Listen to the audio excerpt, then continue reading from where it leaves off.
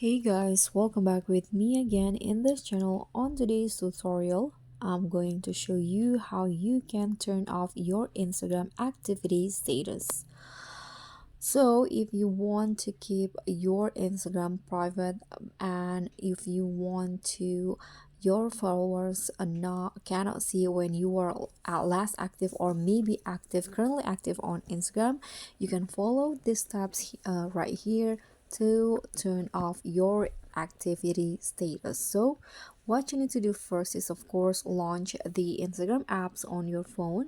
This one, let's open it, and after that you can go to your profile by tapping your profile picture here in the bottom right corner. So on your profile scene here, you can tap on the three lines in the top right corner to open the menu. Click on this, and then here under the settings and activity menu, you can scroll down, and under this section how others can interact with you, you can tap on the messages and story replies, the one at the top right here, and you'll see these options: who can see you are online, and you'll spot the show activity status. So you can just click on that option, and to turn it off you can just toggle off this show activity status button.